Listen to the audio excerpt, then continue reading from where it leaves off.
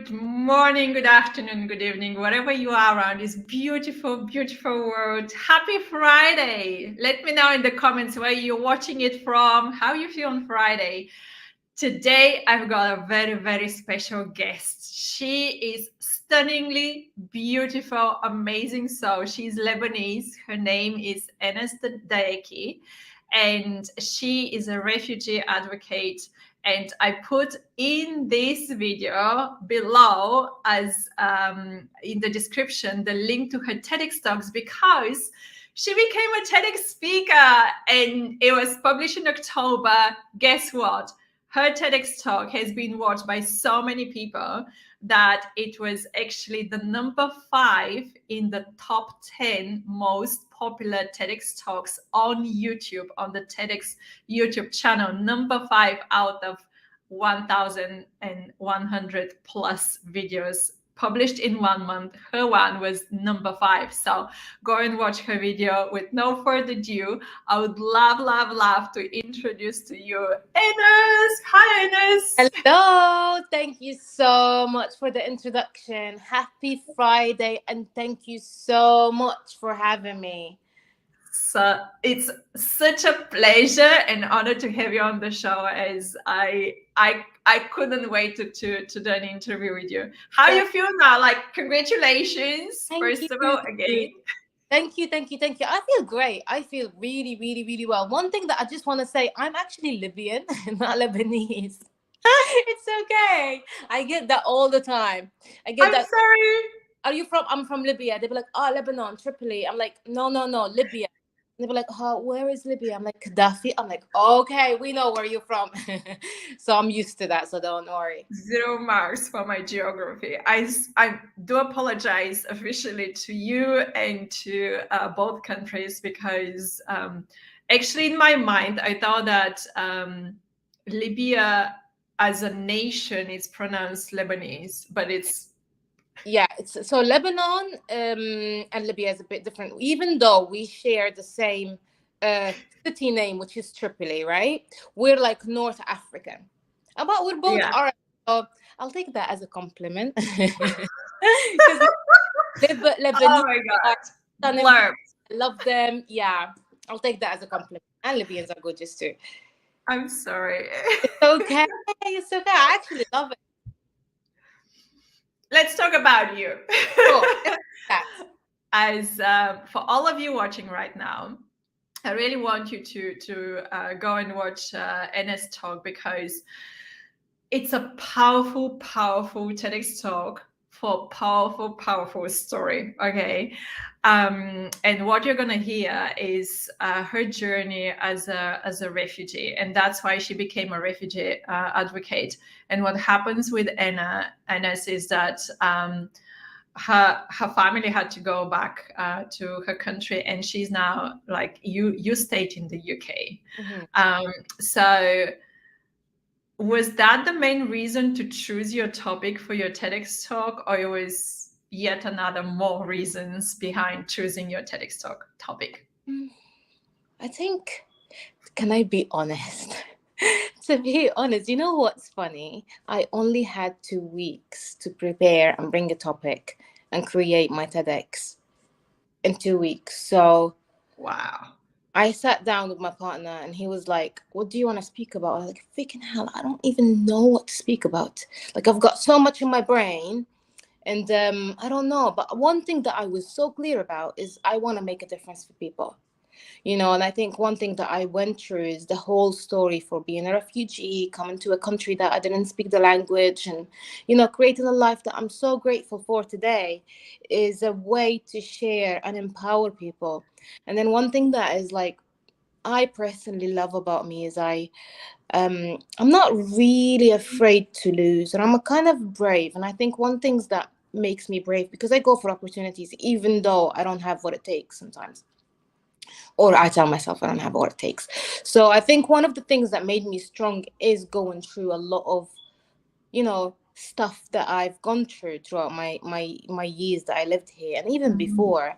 So one thing is that they made me stronger, and I wanted to share that with people to leave them with, you know what, if I can do it, you can too. And that's how I came up with with the power of have nothing to lose. I love the title. Like it Thank you. was it was a spot on.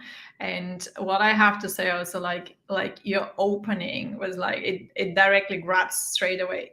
Yeah, It's like, are you afraid to lose your flat, your car, your relationship because they already don't work anyway? yeah. It was super super super powerful. So was it a surprise that because I was the one sending you a message like congratulations in the top I know, 5 and made my this day. was the chart. I was like over the moon. So thank you for sending me that message, because you wrote the article about the top 10 TEDx, and I was like, oh my god, this is so exciting. So you really made my day. It was my team actually. My team takes all the numbers. We cross check them several times. We have like different people in different continents just to make sure that it's like in all continents around the world is the same. Obviously, YouTube is worldwide, but we just want to make sure that it is the worldwide TEDx chart out of the YouTube channel, which is public Wow. information, of course. Yeah. So yeah. Yeah. Thank you, my team. You make people happy. Guys, thank you.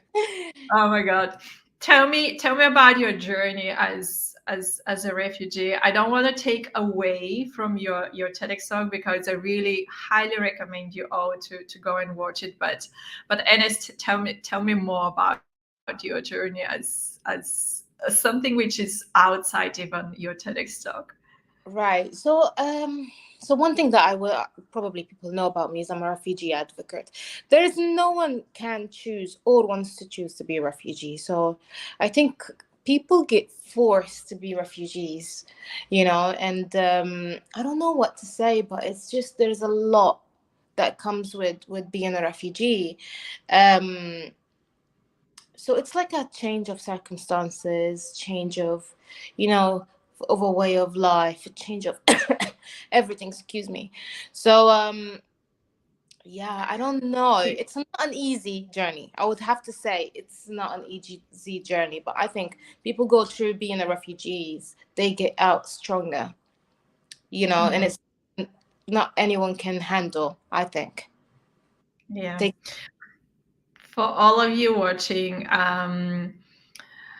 Enes had to apply to be a refugee because her dad was dying in a hospital, and that was the only way they can, keep being all together as a family, and like applying to be a refugee was meant that he had the chance basically to be in the UK and in the hospital and eventually save his life, right?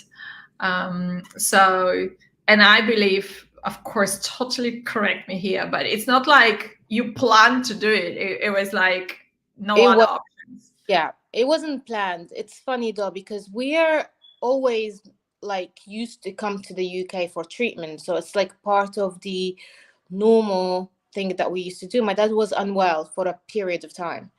And Mm, then when the war, or it didn't even happen, it's just Libya start to kind of, start to be unsettled. And then you can feel there's something going on, but you're really not clear what's happening. And we mm, left because we just it's my dad's appointments for his checkups is due. So when we came to the UK, things got worse, and this is when the war proper happened. And then my dad's health got worse, and he had a major stroke. And then we knew that we won't be able to go to a war zone with him being unwell.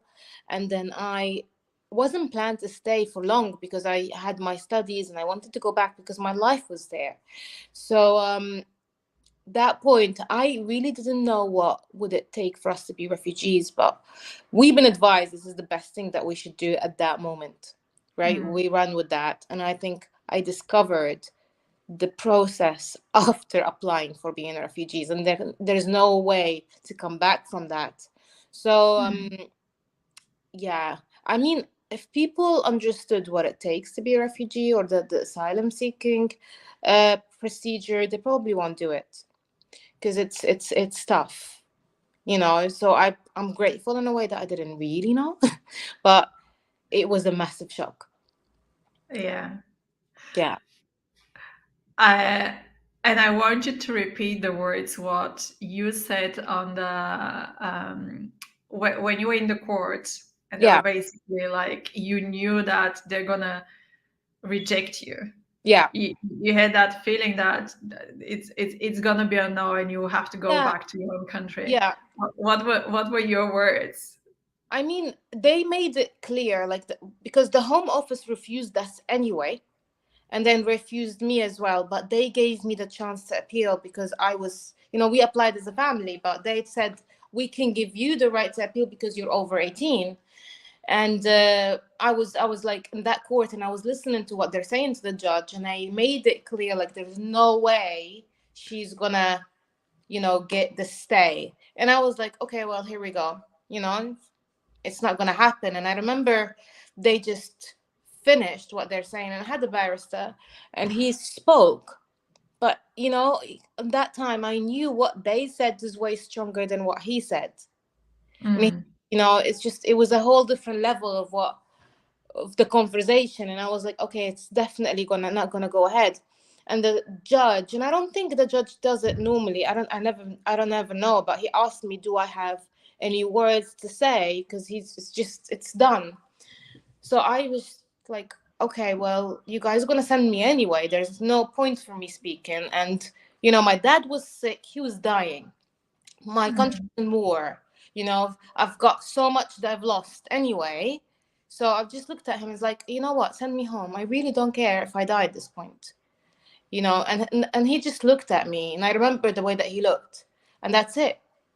And then after Mm. that he gave me the stay in the UK, because he taught, and it was written, and it really moved me, because I'm so grateful for his letter or his decision, because probably what I've created today, he's the one who started it all, because he wrote down that he sees a future for me here way more of like an opportunity for me to be back in Libya. So Wow. yeah, and that changed my life.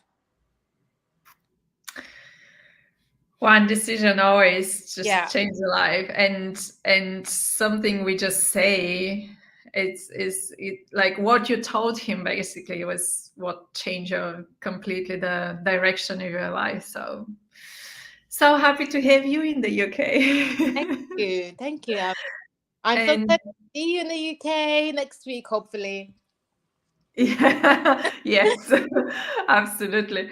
um so let's go back to your TEDx talk. You Uh-huh. know how when so many people out there dream to become TEDx speakers. There is Mhm. like long dream of theirs. Some of them think that it's very difficult to become a TEDx speaker, and they even give up before they even start the journey. Some of them think like, oh yeah, this is so easy, like I don't need to put that much, effort and energy in it. It's just gonna happen. How was your journey? How was your TEDx journey for you? Oh God, so let me just tell you, I'm normally confident, I'll have to say, right? I don't know, I have this attitude of like, okay, if I mess it up, I mess it up. Um, but being a TEDx speaker or doing a TEDx talk, it's probably one of the hardest things I've ever done, because you want to look at so many things that comes with that. First of all, you want to write a script. Second of all, which I got support with that, I have to really say, I have an amazing team behind me. And I have amazing people and partners and friends that supported me through it. And then you want to look at, you know, the message that you want to leave. But then also, there's so much. You want to look at your position, a way that you speak, how clear is your language. And then you can't read. Because if you read the script, you can't be with people. Yeah. So, and if you forget one thing, you're so there. It's difficult for you to really think about the script, remembering the script, the way that you're, you know, landing out there with people, this message Mm. I'm gonna leave people with, and all of that, and the fear. Probably what really I was scared of is losing my position in the script. Because if I forgot, how am I gonna remember what I am? Because it's 18 minutes. It's not a short, That's it. you know, minutes of speaking. I was like, whoa, if I lost my, where would I go or what would I say? And I did lose myself in some points. I had to look down and remember. And the thing would, and Elaine was there supporting me, my coach, and she was moving the script, and I can just see, okay, I just need one word. Where am I? So I think TEDx talk is really something you can't really, take lightly. You have to be very prepared. Yeah, absolutely. And you did prepare very well. Although, like you mentioned, 2 weeks, but that was powerful. Yeah, yeah. What was it like? Super hectic 2 weeks. It really was, because I was remembering, and I'll have to say, so one thing is about me is I'm dyslexic. So I do speak in them sometimes in a funny way, but one thing that's really strong about me is I can remember things. If you give me a script, something to remember, I will remember it. Um, but the funny bit is I kept changing the script all throughout the 2 weeks, and I have to remember now the new one, and I have to remember now whatever I edited and whatever I took out. So it was very hectic, and I was, my partner was helping me with the script because he's a songwriter. And then Elaine was like training me of the way that I have to say it, and it's a lot. It was hectic, it was crazy. And then also I'd done it in Macedonia, so I had to make sure that I'm traveling, everything's booked, all good. And I done it with Morella, so we were a group of people, so that it's fun. I have to say it was really fun times. Yeah. Yeah, I have to say, Elaine is amazing. It's super powerful coach. Absolutely brilliant. Yeah. And Mariella is indeed. Oh my God, it's always fun with her. Exactly. She's like spot on, she's really spot on. She just knows exactly what works and knows exactly what doesn't. So I was so grateful to have her because she made it easier from the beginning. Yeah, and like huge congratulations for having the guts to actually travel to another country to speak on their TEDx stage, because that's not easy. I mean, because you spoke in English, obviously, majority of the people nowadays know English because of social media, but it's different when the language you speak on TEDx stage is not their mother language, right? You might not have the reaction when you're talking, and when you're on stage you might not have the reaction what you were hoping. And guys, I can tell you as a speaker, like when you don't have that reaction from the audience, you're kind of thinking, your subconscious mind is thinking, like, did they say what I wanted to say? Like, why they're not laughing? Why on earth they're not like raising hand? Why they're not reacting? Like, Yeah. what else you need to do to react? But gosh, because of your really emotional story and powerful wisdom, what you share, and really powerful message there, which is not like your message is not only for refugees. Your message is for every single person, I Mm, have to say. But yeah, you deliver it brilliantly, like thank- absolutely amazing.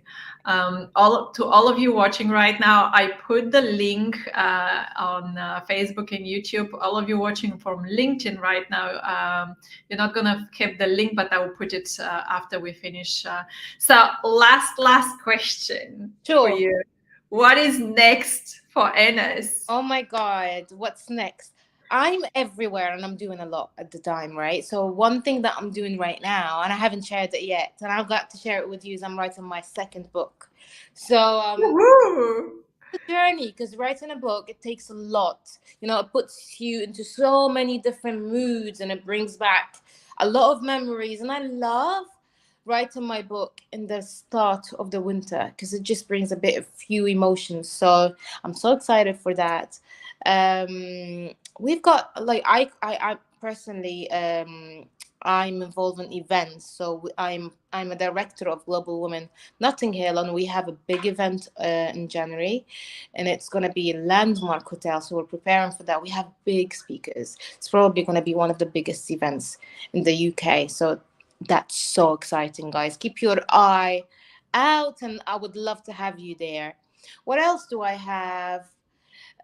So we have events on board. We have an event in Turkey. I've got a next event in London. So there's a few events that I'm doing that I'm so excited with, and that's it for now. Yeah, That's it. Like you're mentioning, it's like, yeah, I that's love it. Like I've being. got these huge things I coming. do. Yeah, that's it. I do. I love being productive. I love moving around. I love doing things. So yeah, it keeps me alive. It keeps me alive. Yeah. Oh my God. Yeah. I Actually, I want to just say something. I want to thank the Macedonian people because you shared something really, really important about being out there on the stage when people are not reacting or not understanding what you're saying. And my experience of the Macedonian people were so supportive. They're like, I felt so relatable. They supported me. They were listening. They were like engaging. I'm so grateful because it took something from them to do that. So just want to thank them so much, because yeah, I'm grateful that I've done my TEDx in there. well, a girl from Libya living in the UK went Yeah, to Macedonia to deliver her TEDx talk. that's how we do it. That's how we do it. It is called the 21st century life. Exactly. Do you know what's funny? I've traveled this year probably more than what I've traveled throughout my life, and I've met Morella Sula, and this is how I did my TEDx, by the way, because I always had a dream of doing my TEDx, and I was like, oh, I don't have what it takes, I don't have a story, blah blah blah. But she's like, that's what you're talking about. It's bullshit. I just come on, you can just share about your story, and it'll be amazing. And she just introduced me to someone. She's like, I'm going to do my TEDx, come with me. And she opened up that possibility and that opportunity. So, and we've been traveling everywhere because she is someone that really jumps into opportunity and does things right away. And I'm so grateful that I met her. And I'm so grateful that lately, most of what I've achieved is just because I've met her and her support. So I just wanted to add that because yeah, that's the crazy person that I am because I've met someone that's crazy, encouraged me to be more crazier. So yeah, That was specifically, especially for you, Mirella Sula. exactly. Okay, amazing. Thank you so much. Any last words you want to tell everyone who is watching us right now? Oh my God, I just want to say I love you guys so much because you guys support me. Without you, I'm literally nothing. And I want to thank you for having me, for, reaching out, for bigging me up. You literally made my day. And coming from you and being in your podcast, and it's just such a great pleasure and privilege. Thank you for having me. Thank you for even encouraging people and creating, this platform to make a difference. Because, yeah, I see you. I see what you're I see you and I thank you.